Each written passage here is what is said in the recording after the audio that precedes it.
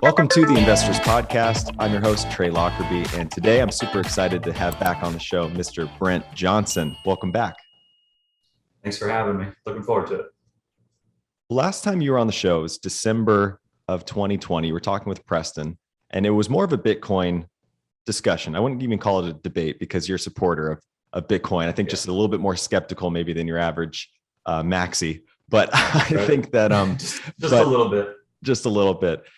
But what we didn't really explore in detail was your dollar milkshake theory. And we talked a little bit about the framework, and a large number of our listeners are likely familiar with the theory.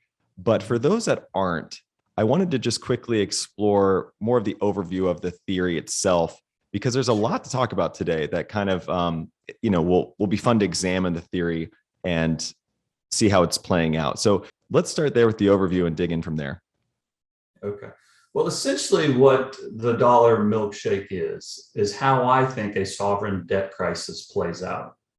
And so there's a lot of people who have, as the dollar has fallen over the last year, well, actually, the interesting thing is the dollar's at a 52-week high today. But anyway, as the dollar has fallen since March 2020, a lot of people have said that the dollar milkshake theory has been invalidated. And it really hasn't, because we haven't entered a sovereign debt crisis yet.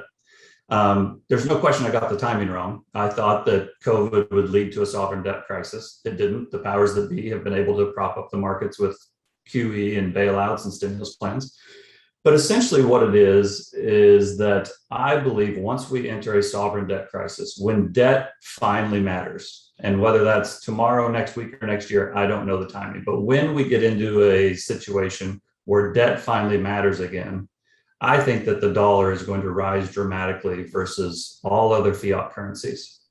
And while it will probably in the very short term be bad for risk assets, such as we saw in March of 2020, I think it will evolve into a situation where global capital flows into the US dollar, and therefore it flows into US markets. And I think it will actually push US markets even higher than we see today.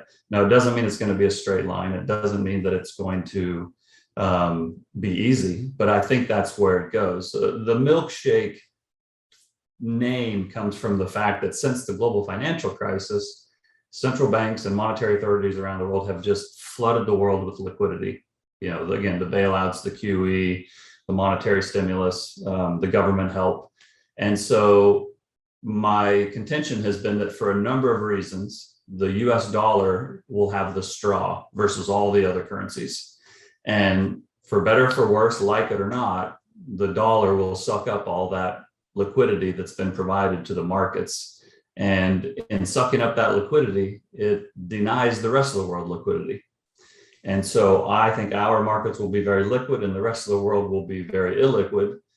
And that itself, it creates this perpetuating effect that pushes the dollar even higher. And so I think we'll get into a situation where the dollar goes much higher than anybody thinks possible. Perhaps US asset prices go much higher than anybody thinks possible, just as that flow of capital comes in. And so we will have a situation where we may have inflationary pressures in US dollar terms, even though the dollar is going higher. And I think we will, outside the United States, we will have inflationary pressures in local currency terms, but deflationary pressures in US dollar terms, which is the worst of both worlds.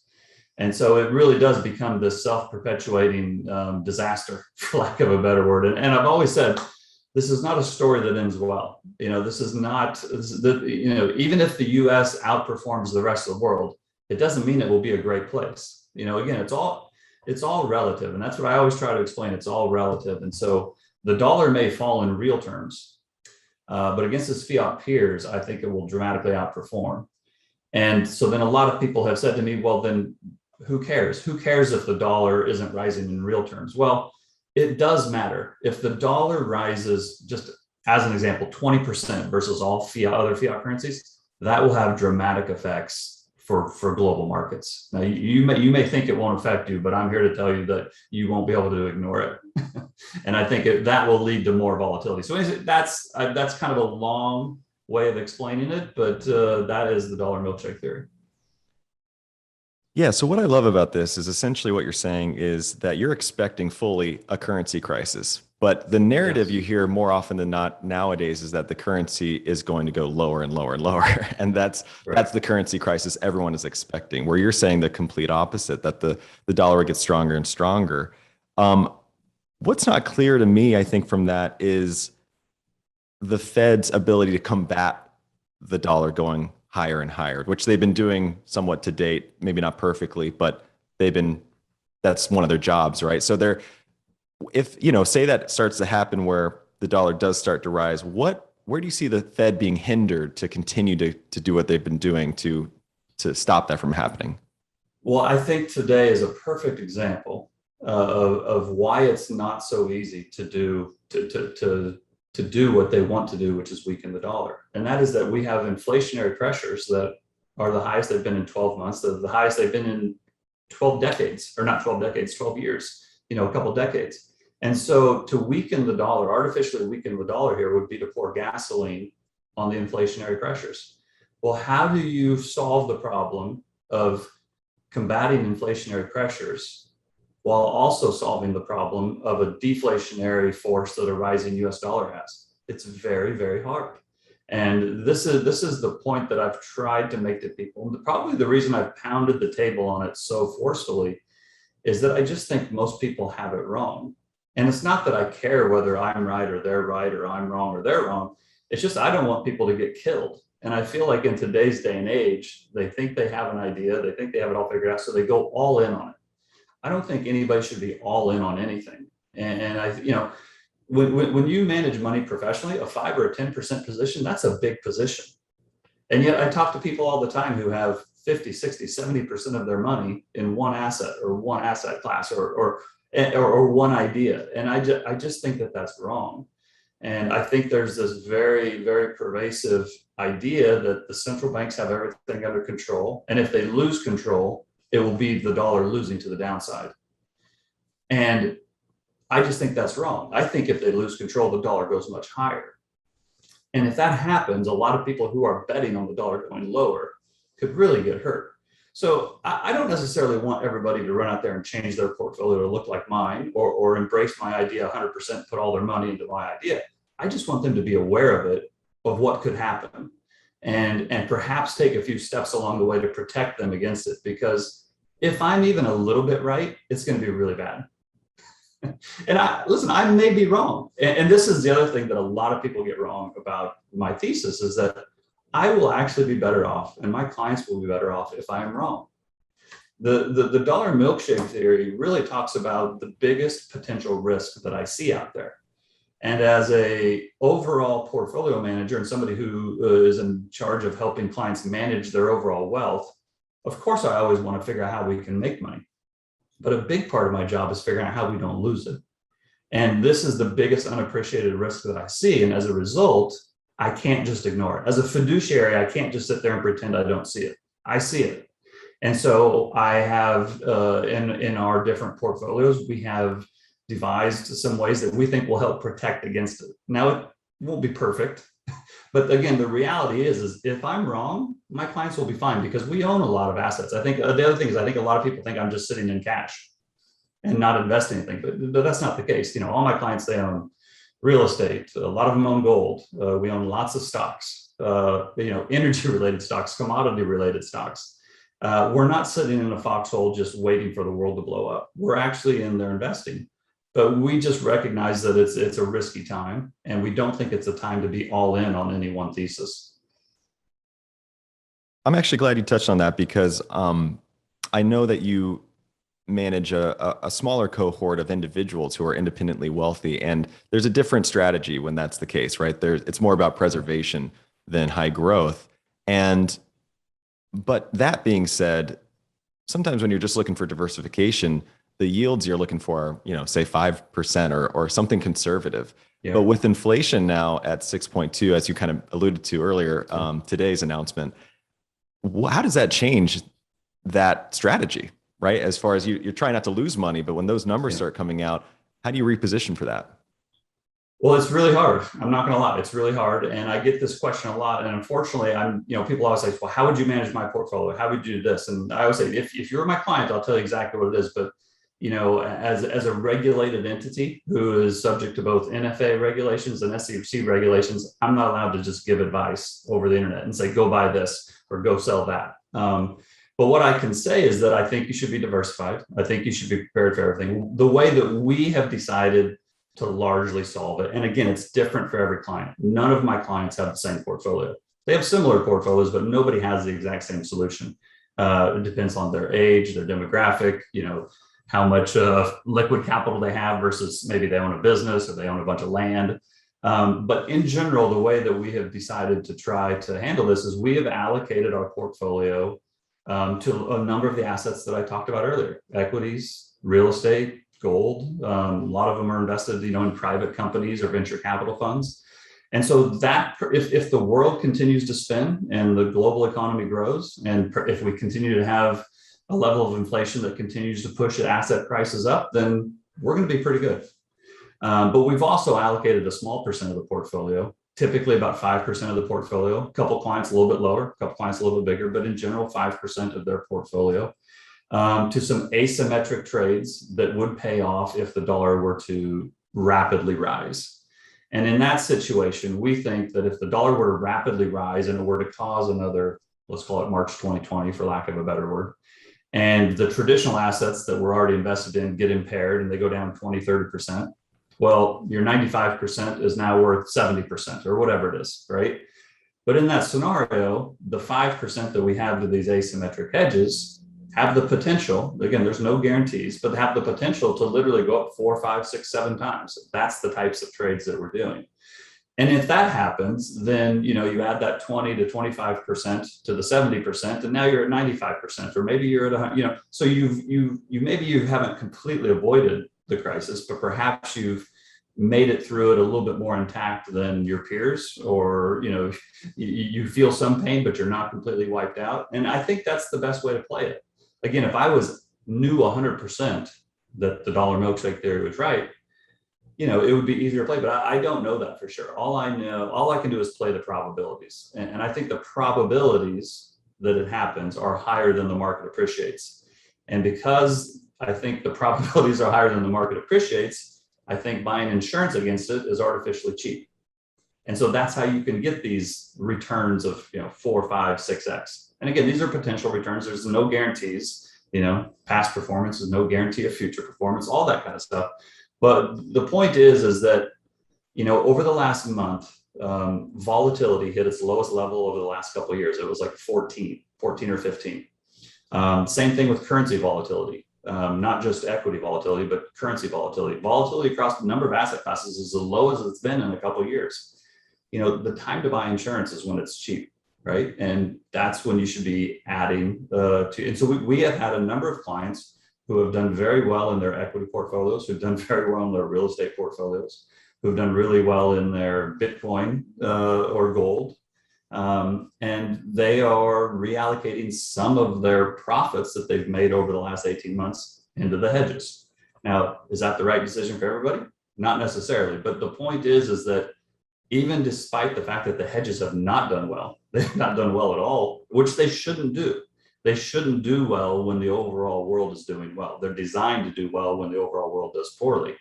And so we've had clients take some of the profits from their traditional portfolios and reallocate it to more of the hedges. It's just kind of topping up your insurance. It's like you pay your insurance on your car every year. The premium comes out, you have to pay the premium, maybe insurance on your house or whatever it is. It's kind of like that. And I think that's the right way to do it. I'm not an all or nothing guy. I don't think you should go all in on one thing.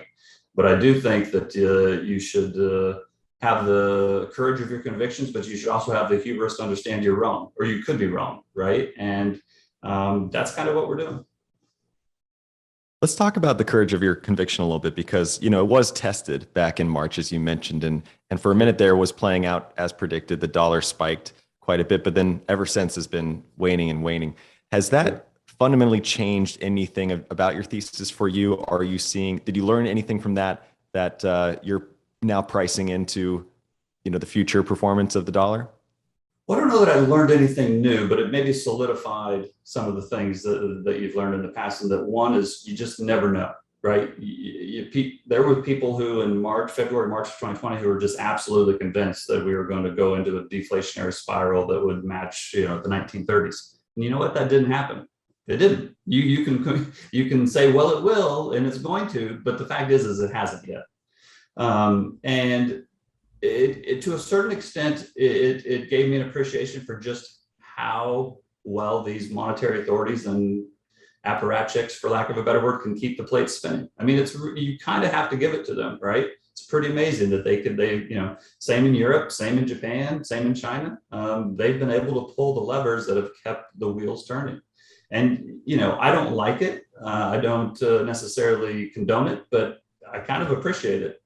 And so, but the interesting thing is that because if the dollar milkshake theory never happens, it's likely that my reputation will take a little bit of a hit. But you know what? I'm okay with that, because as long as my clients are whole and they're making money, that's my job. My job is not to, pump up my reputation. My job is to protect capital and grow it.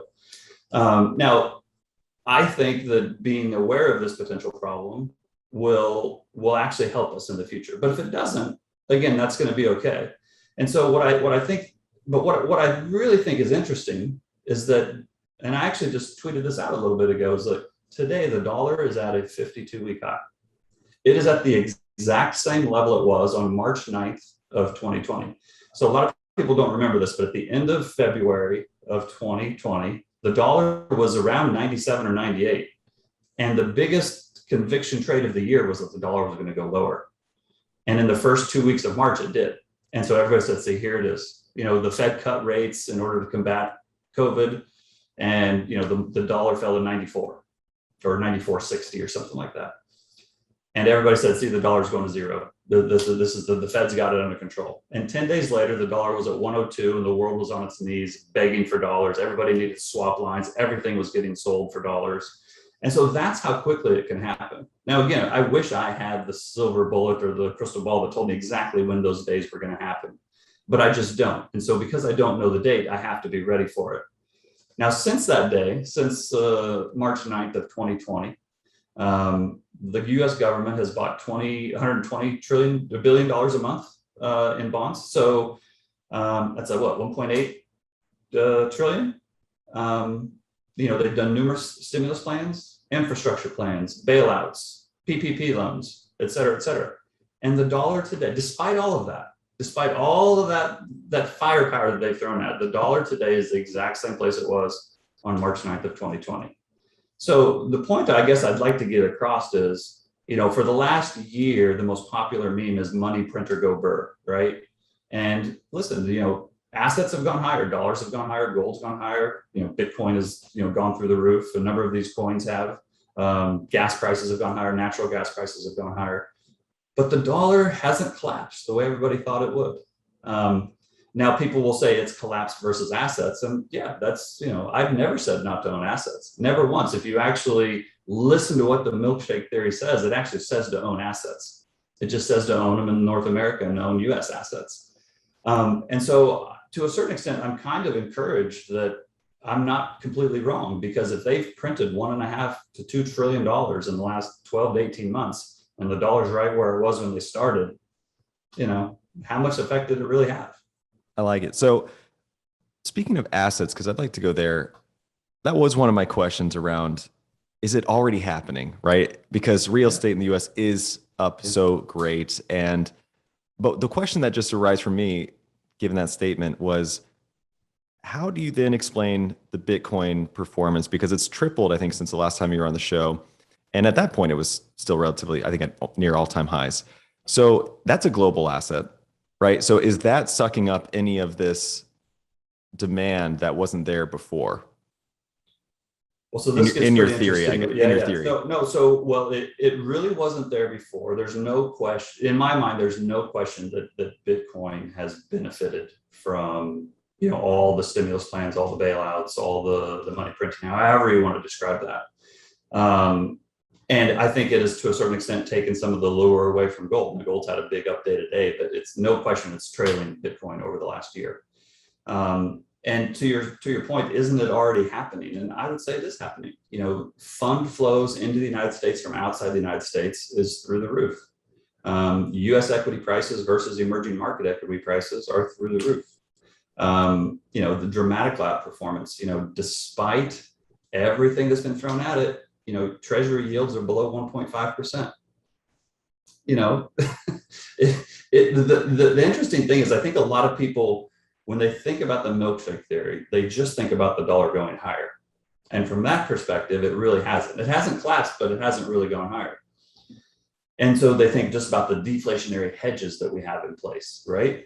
But that's only, again, the deflationary hedges are only part of the overall theory. The overall theory says to own assets because the US is going to outperform the rest of the world.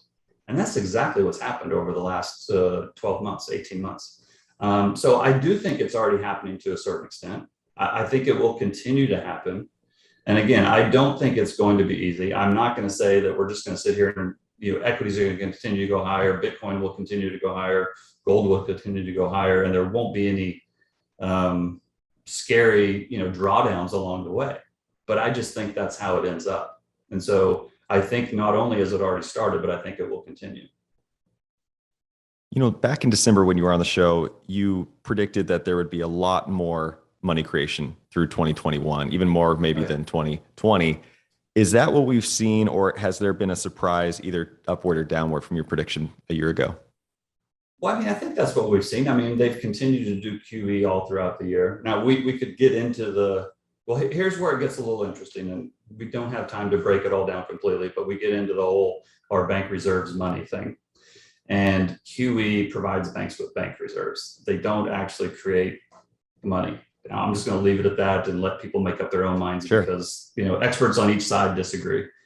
But what they have not done is what they have not continued to do at the same rate is put money into people's accounts, the stimulus plans, the PPP loans. And the point I was always trying to make was that it's easier. Financial repression is easy in theory. You print a bunch of money, you hold interest rates low, and you get inflation higher. Very easy in theory. It's not so easy in real life. I'm sure the government overall would love to spend more money, would love to give more stimulus plans. There's probably a ton of senators and congressmen who are pounding their desks. Why can't we do this? But there's a couple senators who are saying, no, inflation's a problem. If we print more money, inflation is going to be even worse. And those people are pushing back hard enough that the rest of the government's not able to pass these stimulus plans. So, they passed huge stimulus plans last year and everybody said, oh, they're just going to continue to print. They're going to continue to spend. Well, I think that they eventually will. But again, it's not so easy. Like there is political ramifications to doing that. And so now you've got some pushback on it. And, a lot of times they need cover. When I say the politicians need cover in order to pass these huge spending plans or introduce these big programs. And last March they had a lot of cover, right? We've got the depression on our hands. We've got a global pandemic. They basically had the keys to the city. They could do whatever they wanted. Well, that's not the case right now. Everything's at its high, and inflationary pressures are high, and so the middle class is getting squeezed. And so the senators and the congressmen of some of these states with a lot of blue collar workers are starting to push back a little bit. And so I think, and if they don't keep spending, then the inflationary pressures start to wane. And then you could even get some deflationary pressures. And then that would give them the cover to come back in and push it higher. So I think that's kind of what we're going to have. We're going to have this push and this pull and this push and this pull. And I've said a couple times now that I think you absolutely need to understand the arguments for inflation. You absolutely do. And I think anybody sitting here and saying we haven't had inflationary effects for the last 12 to 18 months is just, not being intellectually honest. I think we have had it. The question, though, is whether it continues and whether it continues at the same rate. I am of the belief that it will not continue at the same rate, but it might. I can't rule it out, but I also completely understand the arguments for how it could reverse. And regardless of which side you fall on, I think we're at a time where you need to understand both sides of the argument, because I don't think it's as obvious and as big of a given as many others do. I think what you're talking about there is the fact that, as you've put it, the banks are more or less policing the system, so to speak. So that is stopping people from getting that newly printed money, if you will, into the hands to spend.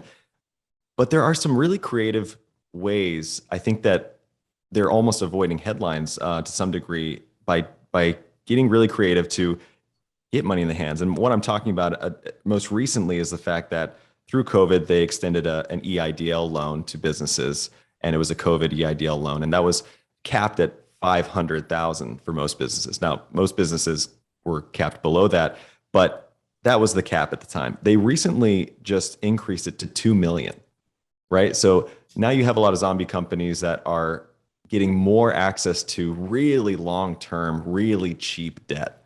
Yeah. I mean, 30 plus year, credit lines.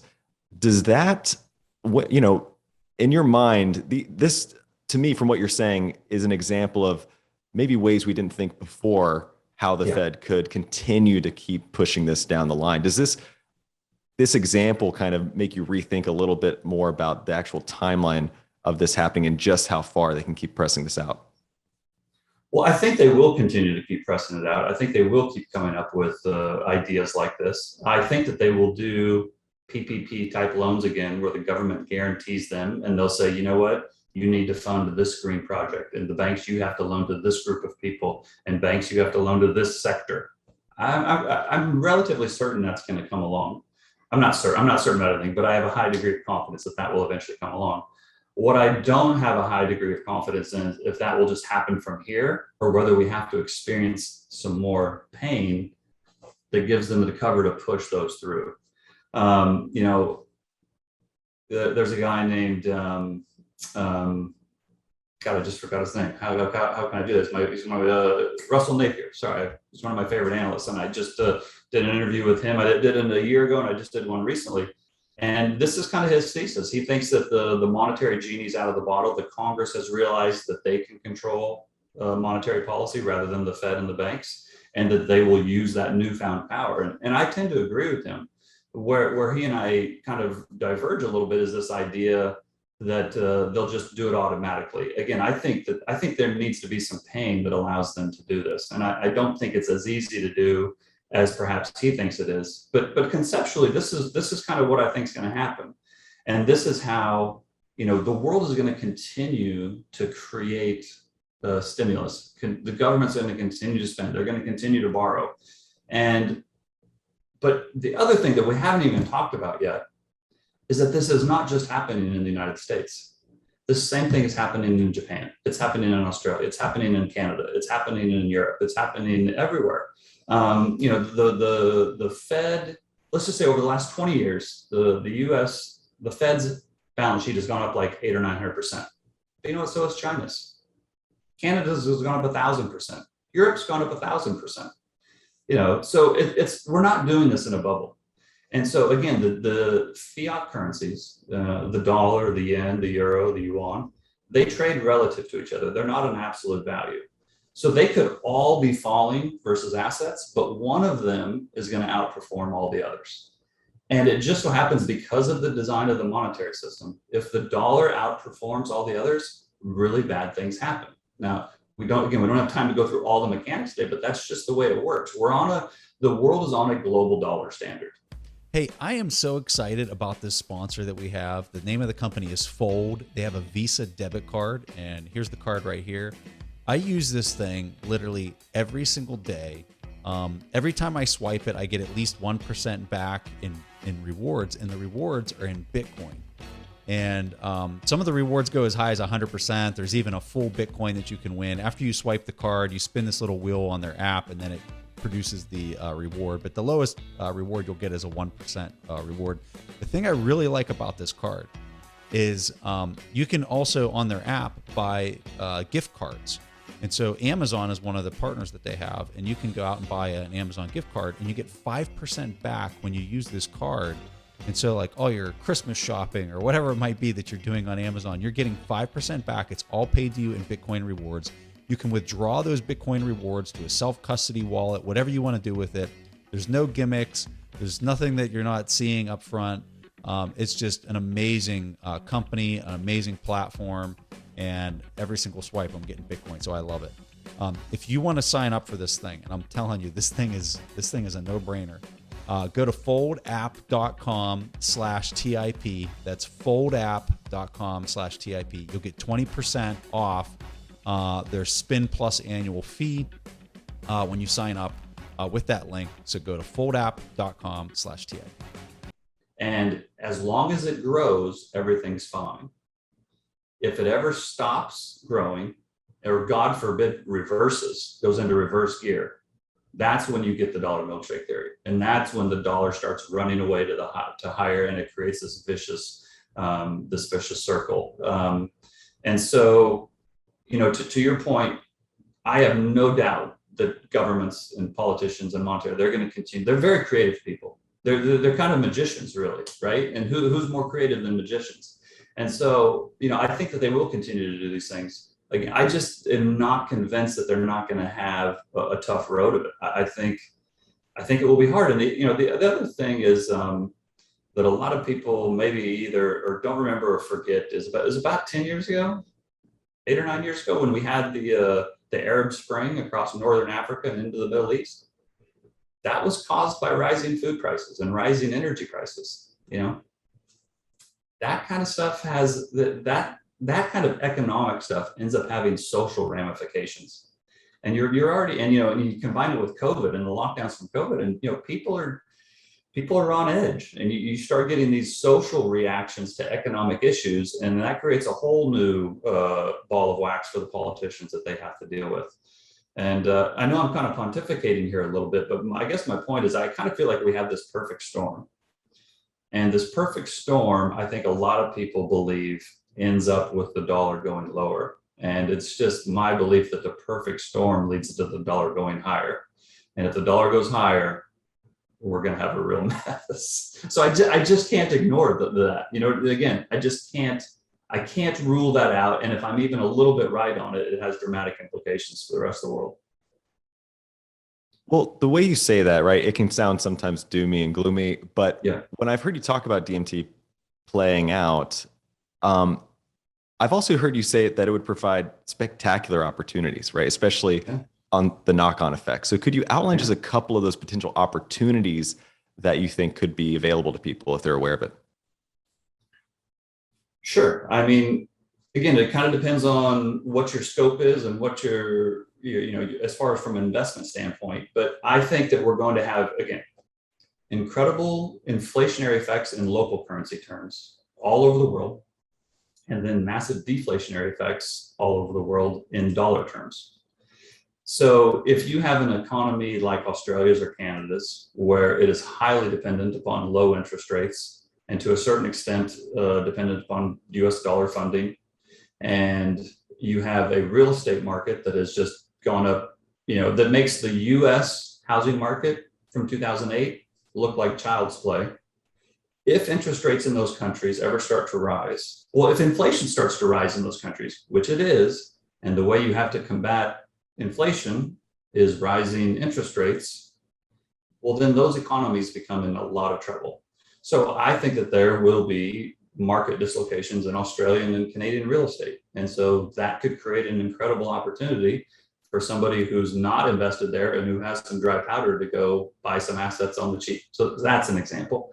I think that I don't think China is in as good of economic situation as many people think. And I think Hong Kong is not in as good a situation as many people think. And I think it's very possible that the Hong Kong dollar peg breaks. Again, I don't have time to go through the whole mechanics of the Hong Kong dollar peg, but if that happens, that will be a massively deflationary event, because the reason that a currency would get revalued lower, so China is dealing with a massive real estate bubble in China, and they have massive internal deflationary pressures as a result. The reason the pressures are really deflationary is because they have pegged their currency to the US dollar. One way for them to alleviate that pressure would be to remove the peg. That would allow them to import inflation, which they need to combat the deflation. But if they import inflation, then they are deporting deflation. If the Chinese yuan or the Hong Kong dollar peg were to break, and that massive deflationary wave rolls out of China to the rest of the world, you are going to see asset prices get dislocated, whether it's commodities, whether it's stocks, whether it's real estate, a number of different things. We would likely have another event similar to March 2020. Maybe asset prices go down 20, 30% in a relatively short period of time.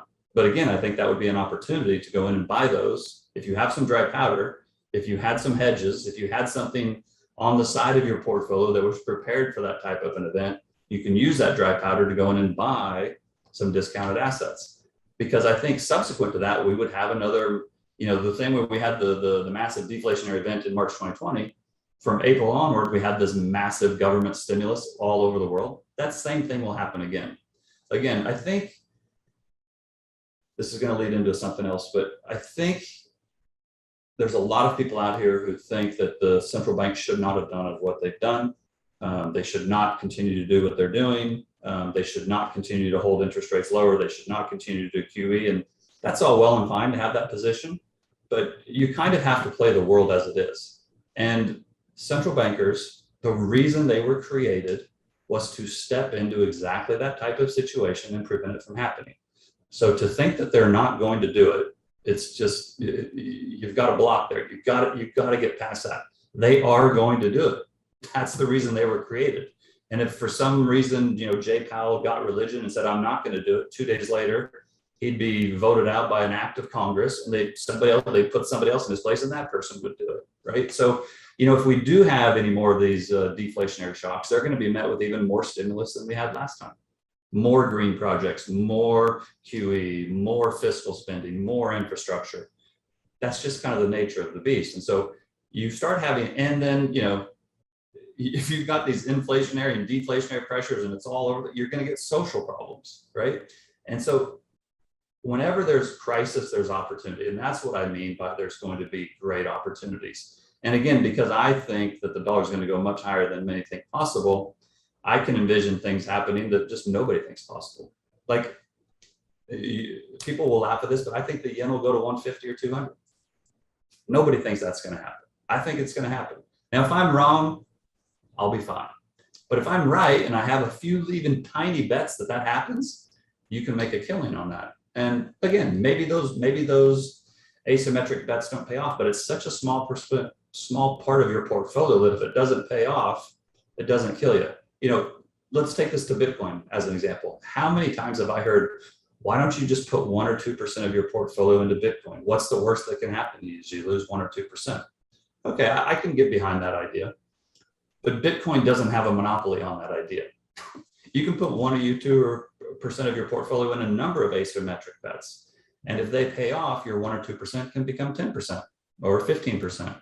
Now, again, these things don't happen that often. That's not a typical return. You typically don't get a 10 or 15 or even a 5x return. But every now and then you do. And if you have a small bet on it, that small bet can really help you out. Again, it's an insurance policy. I don't know anybody that buys an insurance policy and plans on wrecking their car that night. Or I don't know anybody that buys homeowners insurance and hopes that their house burns down, right? Unless you need the insurance money, I guess. But the point is that, when insurance pays off, it's an asymmetric event. It typically doesn't pay off, but in that one time when it does, you are really, really glad you had it. Well, I want to touch on what you said earlier about this all coming to a head when debt finally matters, because it kind of goes to another point you just made about the whole effort between central banks being coordinated, right? They're all in this together, so to speak. Yeah. So if they're all in this together, I would say that debt finally matters when the US loses its credit worthiness, so to speak, right? And all of a sudden, no one wants to fund our treasuries because they just don't think we can pay it back. But when you examine the landscape and you say, well, look, the entire world is doing this, as you said, and everyone's lost their credit worthiness, right, so to speak.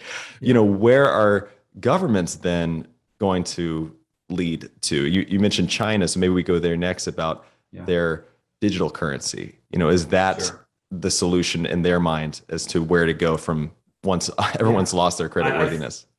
I think that's probably right. I think that they realize,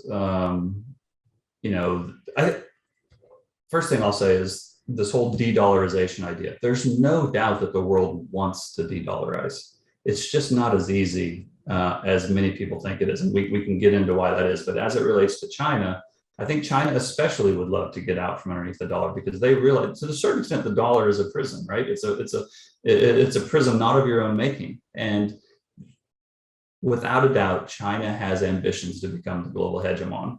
And even if they don't outwardly say it, anybody that lives in China kind of has that in the back of their mind, that this is our time.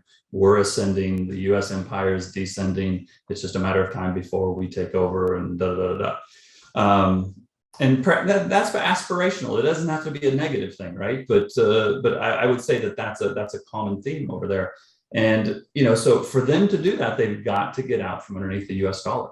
They just can't do it with the dollar yoke around their neck. And so I think them rolling out this digital yuan is their plan for how to try to do it. And perhaps what they say is they convert the regular yuan into the digital yuan, and then they say anybody that wants to do business in China, you have to own digital yuan.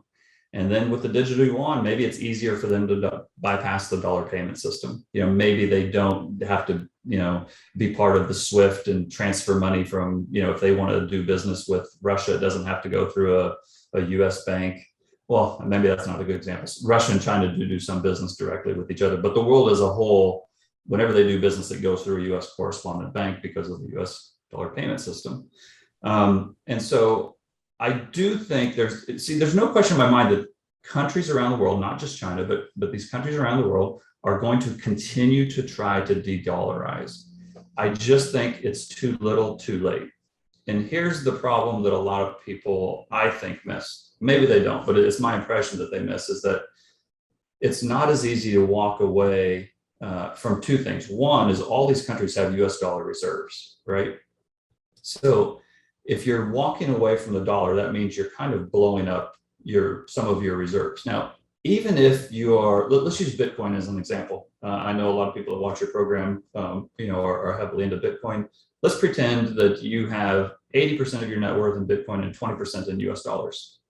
Well, even though you like Bitcoin better, and even though you think Bitcoin's going a lot higher, you don't go home, throw gasoline on your pile of dollars and throw a match on it. You still want that 20%. You don't want it to just go up in flames. It's the same thing with countries' reserves. They have a lot of money in dollars. And so for them to go to a system that doesn't use dollars potentially decreases the value of their reserves, right? And so it's kind of a tug of war for them, to a certain extent. For them to leave the dollar, they're going to have to cannibalize some of their assets. So it can be done, but it's hard. The other thing that I think many people miss is the euro dollar system itself. And now this is when, entities outside the United States borrow in dollars. So if a manufacturer in Brazil wants to, issue some bonds in order to buy some machinery, a lot of times they'll do it in dollars. Or, another country will issue bonds, and China's issued a lot of bonds in dollars. And the reason they would issue in dollars is two things. One, they get paid in dollars, so now they've got their liabilities and their assets are matched. But secondly, is they get a lower rate. If you issue a bond in dollars, you pay a lower percentage rate, right? Well, in another case, that's the case if they issue a bond, but they can also go to a bank and get a loan. So as Turkey has a lot of dollar loans. And I think a lot of people think, well, these loans will just get defaulted on, and that will hurt the US dollar, it will hurt the United States, and then all these other countries will move to a different currency. But what they're missing is that those dollars aren't owed to the United States. The dollar debt that Turkey owes, a lot of it's owed to France or Italy or Spain, European banks. So in other words, entities outside the United States loan in dollars. That's the euro dollar market. And that dollar market is bigger than the US dollar market. So these loans that would get defaulted on, it doesn't hurt the US. It hurts the rest of the world who's defaulting on their own assets. So again, I'm not saying it can't be done. It's just a lot harder to do than many people realize. And so, if you were loaning somebody money and you found out that their reserves or the money in their bank was quickly falling and that their brokerage account assets were quickly falling, you might change the lending terms a little bit, right? And so that's what a number of these countries would be faced with. If they start blowing up their dollar reserves, things, funding for them doesn't get easier, it gets harder. Anyway, that's a long ramble. I apologize. No, this is great. What's your take on this idea that perhaps instead of the US dollar being dethroned, so to speak, it's more of the underlying world reserve asset, that a new world reserve asset that takes place. So instead of the US treasuries being, the current default, or oil, even in some regards, there's something else that replaces it. You mentioned Bitcoin doesn't have a monopoly on that kind of prospect. What's your other idea that could replace it? Maybe gold, or, Yeah, I mean, my guess is this is going to end in some kind of a reset. Whenever debt matters again and the debt just can't be repaid and it has to be written off, we'll get some kind of a monetary reset. Now, whether that's 2 years or now, 20, I actually think it will take longer to get there than many people think, but you have to be ready for it at any moment. My guess is that it would be some kind of a basket of global currencies, and maybe in that basket there would be gold and oil. And I personally don't think Bitcoin would be part of it, but who knows? I think that we're going towards digital currencies by countries.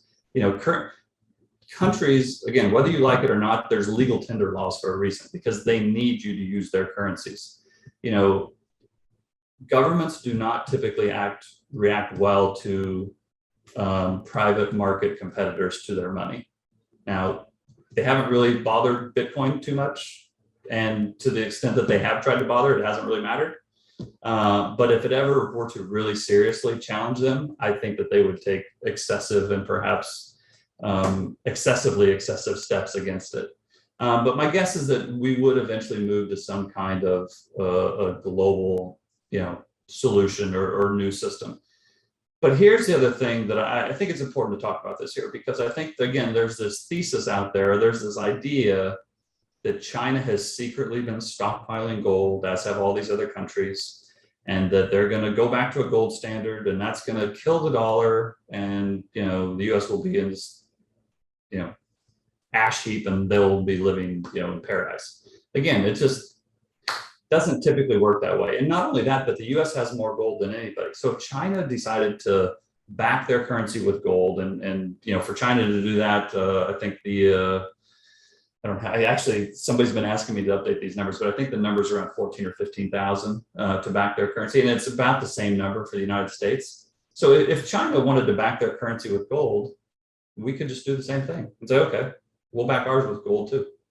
So it's not like they can play this card and then we're just out of luck. And finally, the thing I would say that most people have the biggest problem with me saying is that typically when a monetary regime changes, it's because the military regime changes. You look throughout history, typically the global reserve currency is issued by the global hegemon. And that's because the global hegemon typically enforces their will on the rest of the world, and this is the way you're going to do it. And people will say, yes, but the US has been a bully for 80 years, and they've, used up all their good faith, and people are sick of it. And, I don't disagree with you. I totally agree with you. But, whatever you think of the US, we do have a lot of advantages. We do have a lot of assets. We have a lot of military hardware. And, you can say that we haven't won a war in 50 or 60, 70 years. And I would probably counter it and say, did we really want to win those wars? Or did we just want to go over there and blow a bunch of stuff up and then build a bunch of new tanks and ships and airplanes and, keep the machine going? But the point is power is never just handed over, right? To think that the US is going to lose the global reserve currency without some kind of military action, I think is naive. Not impossible. I can't rule it out, but I just think it's really naive. And I think that before we would lose the global reserve currency, I think that we would use every last tool in our arsenal. Unfortunately, that would be military as well. Again, I don't want this to happen, but that's just the way I see it playing. And I think that there are more countries who would go along with us than many people would like to believe. If it really came down to it, choosing between China and the US, I think most of the world would choose the US. Well, maybe not coincidentally, our biggest expenditure is essentially on military. And that speaks to the fact that, and I've heard, I've read Lynn Alden's work on this about the US needing to continue to supply the world with dollars, much like the dollar milkshake theory, but that then inevitably continues our deficit spending, right? It just, there's no way to rebalance. And so Yep. in that sense, the only thing we can do is say, well, at least we'll just keep bolstering our military for this event that I think you're kind of alluding to would inevitably happen. Yeah. I mean, there's two ways to think about money, because essentially that's what this comes down to. It comes down to money, and will people still accept your money? And ultimately, if money loses confidence, or people lose confidence in the money, the value's gone. It's just, once it's gone, it's gone. It's really, really hard to get it back.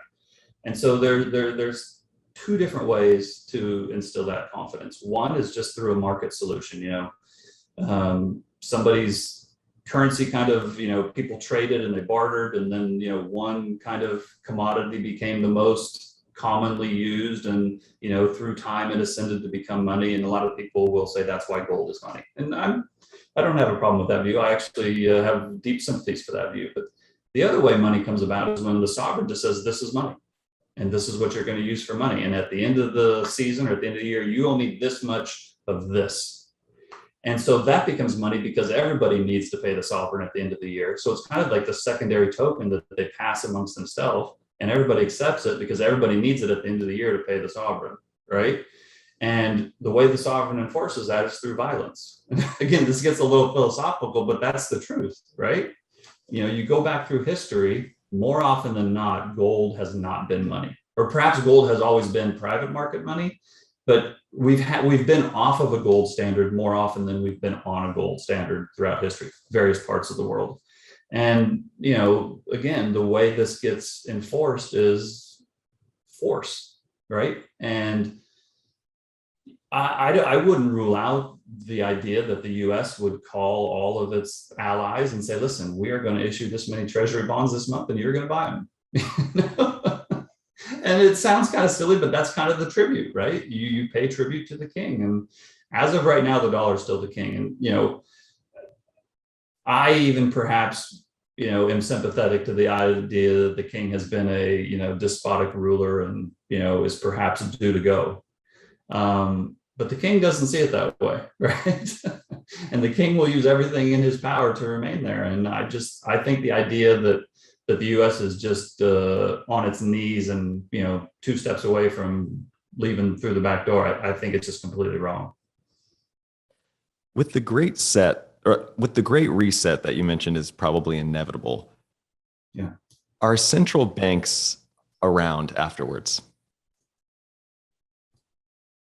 That's a good question, but my short answer is yes. My short answer is yes. And this is, it's interesting that you brought this up, because I've talked about this with a few people, is that, one of the things that you learn from history is that no great power ever lasts. They eventually fall.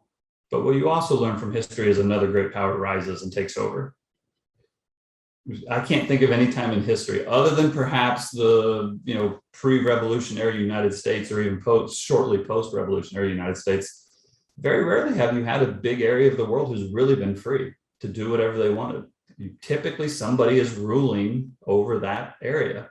And sometimes, some rulers give more liberties, and some give less liberties, and some are nicer and some are more mean.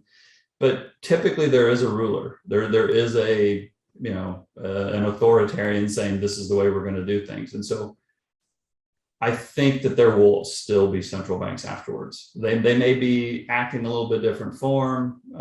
They may be overseeing digital currencies rather than paper currencies, but I do still think that central banks will be around.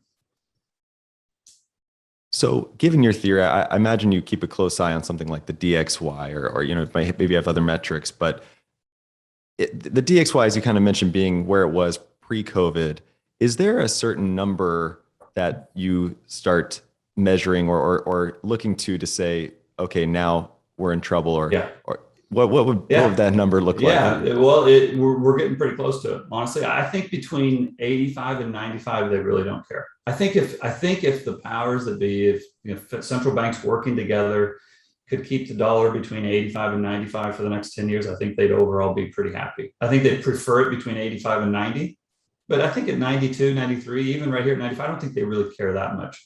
But you get much above here, you get into the 95, 96, 97. That's when that now you're starting to get close to where it really starts to hurt. I think again, even at 95, 96, not that bad, but the point is you're starting to get close to the point where problems start to happen. And probably what's more important than the actual level of the dollar is the speed at which it's moving there. Again, we go back to last March, you went from 97 or 98 to 94 in a couple of weeks. That was fine because it relieved a bunch of pressure. But then it went from 94 to 102 in 8 or 9 days. That caused all kinds of problems. So it's really the speed of the move that's as important as anything. And on that point, is it that, as you kind of alluded to earlier, are there just margin calls starting to happen? Yeah. People are essentially globally. Essentially, that's what happens, right? And when margin calls, the reason margin calls are happening is because money is being destroyed. You get a credit contraction. When money contracts, that means there's less supply. When money is loaned into existence, less supply means there's less likely that loan or that credit extended is going to get serviced. So then it's going to collapse. So everybody starts scrambling for the collateral that actually exists, right? Not the loan, but the actual money behind it. And when people are scrambling for the collateral, they take the price they can get, not the price that they want, and that's essentially a margin call. Yeah. And again, the speed of the move has a lot to do with that. I mean, let's just use an example. Like, where's oil? Oil's at $80 a day, $81. There's probably a lot of assets out there and a lot of loans that have been extended that have either oil or oil reserves or productive land or machinery or companies that have oil as reserves. I mean, a big part of global monetary supply is backed by oil. And right now it's no problem. And if oil falls to 75, it's probably not a big problem either. But if oil goes to 45 and then 35 and then negative, for God's sakes, like it did a year ago, because everybody's just scrambling to get dollars, that's not only deflationary from because of the jobs that are being destroyed in the oil industry, but all of the money that was loaned into existence as a result of high dollar or high oil price reserves. Again, you just get this incredible credit contraction. I mean, I'll tell you, there's few things in the world that are more inflationary or deflationary than the price of oil. And you get into a problem there too. If oil gets too high, then you started to get into these inflation becomes deflationary, right? And deflation becomes inflationary. So you're in this band right now where it's okay, but you get much higher oil prices, bad things are going to start to happen. I was just talking with Kyle Bass, and he's of the opinion that oil is going a lot higher, and he attributes it more to our lack of investment in hydrocarbons. Yeah. So it sounds like you share that opinion. I've heard you talk about, the large number of short orders on oil. And so that would suggest that the suppliers are not sharing the same opinion, but maybe speak to that or where you stand on it today. It's good. I actually haven't looked to see where they're at in the last month or so. But I get what I've said before is I think, oil product producers should be making a lot of money here, right? They should be really happy. I don't think anybody is really happy, other than maybe in the really short term. If oil goes to 120 or 130 and nat gas goes to $10, Putin would probably be happy in the very short term. But in the long term, it's not good for anybody because it breaks things, right? Again, it's kind of like the dollar, 95, 96, nobody really cares, but at 106, it's a really bad deal. On oil, I tend to agree with Kyle. There's been low investment made into it. And so it's kind of like the cure for low prices is low prices, right? The prices are low, nobody invests. Then pretty soon, so you get supplies are low, and then you get a demand shock and there's no supply. Boom, prices are higher, right? And that's kind of what we've seen here. So I tend to be sympathetic for Kyle's view there, although I also believe that it's not going to be a straight line. It wouldn't shock me to see something like oil go to 60 and then 120, something like that. Or it could go to 90 and then 50 and then back to 120. I don't think it's going to be just an easy run. I think there's going to be fluctuations in both directions. So kind of touching lastly on this idea that more money creation is inevitable, but they might need more crises, in order to really move the ball further down the field. What's your take? You just mentioned demand shock. or a supply shock. The idea where I live right now in LA at our port, there's 80 shipping containers off of just sitting outside that can't Yeah. even get to the Right. port. I mean, is this kind of what you see kind of unfolding through 2022, this narrative of Yeah. supply shock? Well, so I think the supply shock. So I'm on record as saying a big reason for the rise in prices is not just the money printing. It's not just the bailouts. I mean, that's certainly a part of it, but a big part of it is that the government. I mean, government, they literally shut down the global economy. I still can't believe the speed and efficiency with which they just turned the whole world off, and that just has really, really bad ramifications for, I mean, when we had this just in time inventory, when I could order something in San Francisco and order it from, I don't know, South Africa, and it's there a day later or whatever it was, 2 days later, I mean, that's pretty incredible, right? I mean, it speaks to just how efficient and how a well-timed machine the global supply chain was.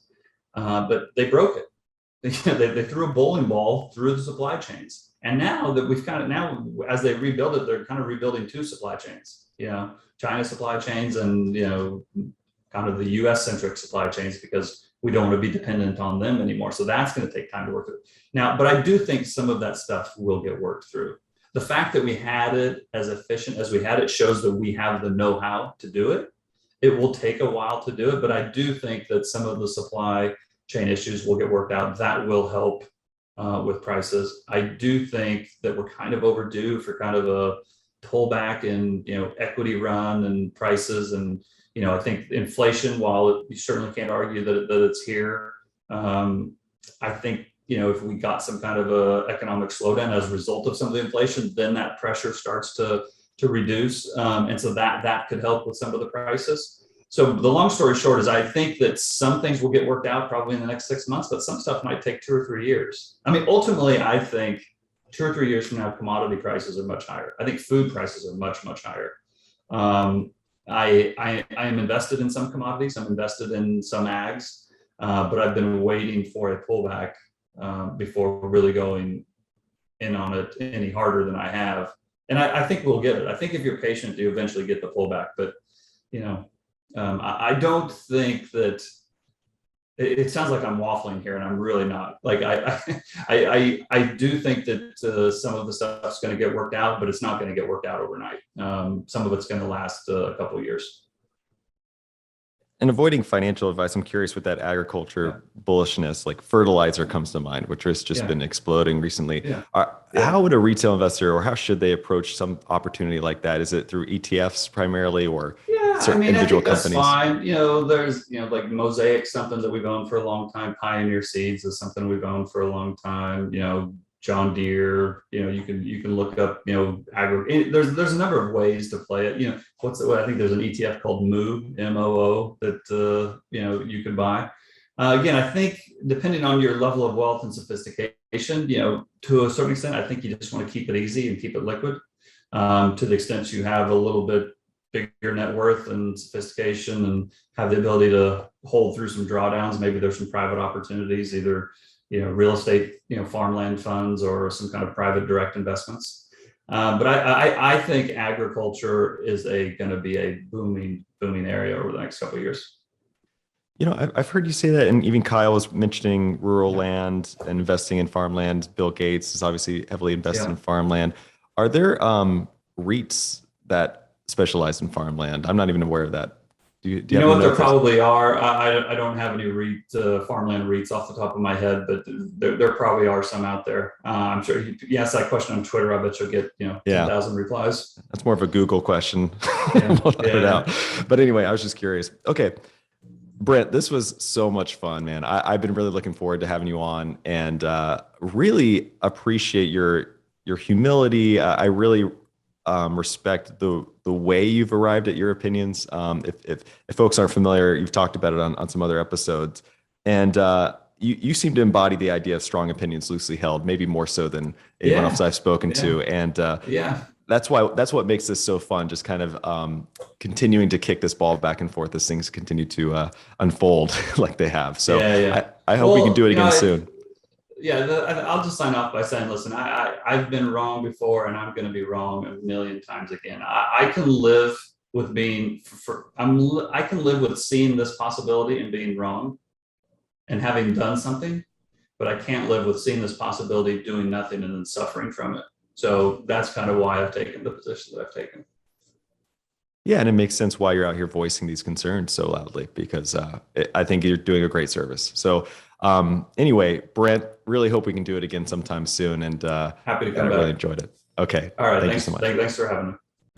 Thanks for watching. Make sure to subscribe and hit that notification bell so you don't miss out on the next podcast episode and new investing resources. What are your takeaways and thoughts on this discussion? Let us know in the comments section below.